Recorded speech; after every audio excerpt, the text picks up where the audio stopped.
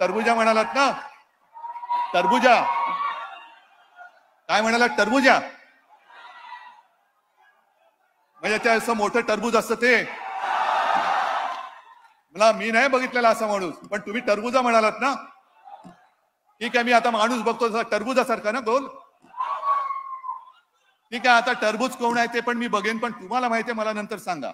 हातवारे करून दुसऱ्यांच्या शरीराचं विश्लेषण करतो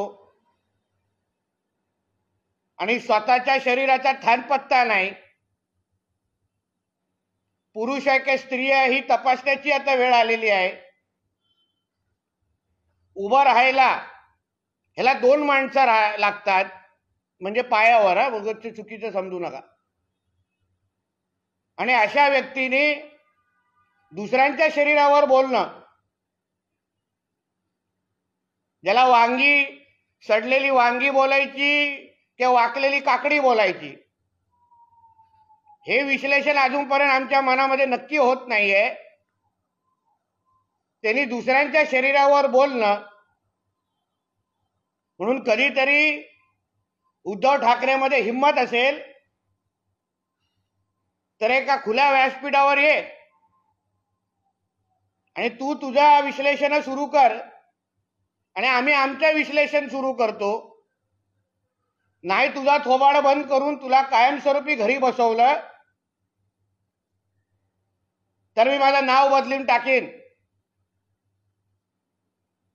सन्मान्य देवेंद्र फडणवीसांवर वारंवार बोलतोय. मी परत परत सांगतो, 2014 ते 19 मध्ये जेवढं रक्ताच्या भावाने ह्याला सांभाळलं नाही, स्वतःच्या नातेवाईकांना ह्यांनी सांभाळलं नाही, ज्यांना ह्यांनी स्वतः संपवण्याचा नेहमी प्रयत्न केला, तेवढा जास्त प्रेम आणि विश्वास हे सन्मान्य देवेंद्रजींनी नेहमी ह्याला दिलं. आणि ह्याच्यासारखा नमक हराम ज्या मातोश्री 2 मध्ये राहतोय, ते मातोश्री 2 हे देवेंद्रजी फडणवीसांचा आशीर्वाद आहे. आणि त्याच देवेंद्रजींवर अगर तू अशा भाषा करत असशील तर तुझं थोबाड बंद करण्याची हिम्मत ही आमच्यामध्ये आहे. महाराष्ट्र तू फिरून तू जे काय भाषण घेतोयस,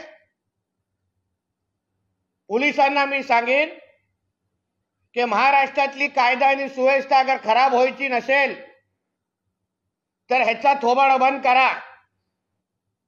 नाहीतरी कुठल्या तरी सभेमध्ये आमचेही कार्यकर्ते स्टेजवर जातील आणि लात्यानी, चपलानी आणि तोंडावर काळी शाई नाही मारली, चपलानी नाही तुडवलं तर मग त्यानंतर आमच्या कार्यकर्त्यांवर केसेस टाकायची नाहीत. ही धमकी समजा की आव्हान समजा. तुम्हाला कोणाची राजकीय टीका करायची असेल तर नक्की करा, पण अशा खालच्या पातळीची टीका करून पोलिसांच्या संरक्षणामध्ये अगर फिरत असाल तर फक्त 10 मिनिटं तुमचं पोलीस संरक्षण बाजूला ठेवा. तुम्ही कुर्ता घालण्याच्या लायकीचे राहणार नाही, एवढं मी तुम्हाला आज हक्काने सांगू शकतो.